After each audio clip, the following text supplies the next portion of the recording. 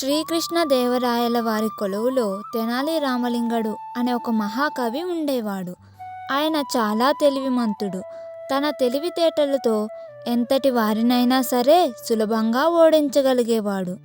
ఆ రకంగా కృష్ణదేవరాయలను సంతోషపరిచి అనేక బహుమతులను స్వీకరించేవాడు. రాయలవారి సామ్రాజ్యంలోనే నలుగురు పేరు మోసిన దొంగలు కూడా ఉండేవారు. వారంతా కలిసి ఓ రోజున తెనాలి రామలింగడి ఇంటిని దోచుకోవాలని పథకం వేశారు. అనుకున్నట్లుగానే రామలింగడి ఇంట్లో దొంగతనం చేసేందుకు వచ్చిన దొంగలు పెరట్లో అరటి చెట్ల పొదల్లో నక్కి కూర్చున్నారు. భోజనం వేళ కావడంతో రామలింగడు చేతులు కడుక్కునేందుకు పెరట్లోకి వచ్చాడు. అనుకోకుండా అరటి చెట్ల వైపు చూసిన ఆయనకు చీకట్లో చెట్ల కుబుర్లో దాక్కొని కూర్చున్న దొంగలు కనిపించారు. వారిని చూసి కూడా ఏమాత్రం కంగారు పడకుండా రామలింగడు ఒక చక్కటి ఉపాయాన్ని ఆలోచించాడు. అనుకున్నదే తడవుగా వెంటనే తన భార్యను పిలిచి, ఈ ఊర్లో దొంగల భయం చాలా ఎక్కువగా ఉంది. ఈ రోజుల్లో నగలు నాణాలు ఇంట్లో ఉంచకూడదు. వాటిని ఒక సంచిలో మూట కట్టి మన పెరట్లోని బావిలో పడేద్దాం.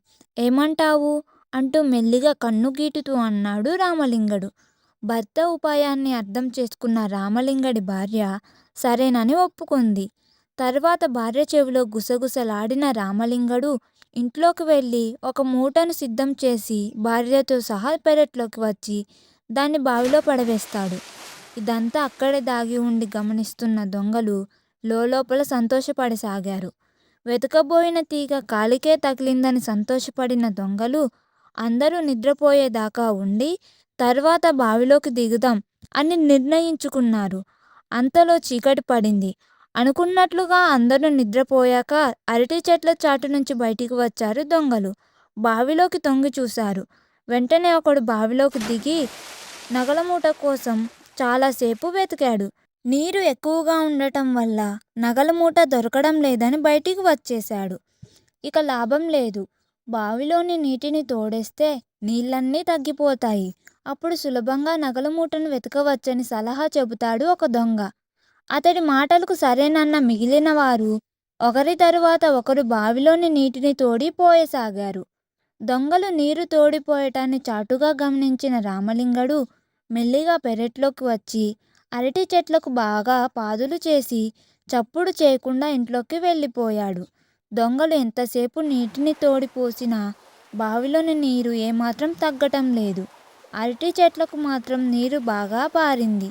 తెల్లవారుజామున కోడి కూసే వేళ వరకు అలా ఆపకుండా దొంగలు నీటిని తోడి పోస్తూనే ఉన్నారు.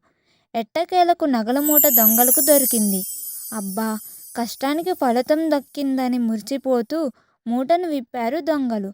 అయితే ఆ మూటలో నగలకు బదులుగా నల్లరాళ్ళుండటం చూసి వారు కంగు తిన్నారు. రామలింగడు తమనెలా మోసం చేశాడో అర్థం చేసుకున్న దొంగలు సిగ్గుతో తల వంచుకొని అక్కడి నుంచి ఉడాయించారు దొంగలు.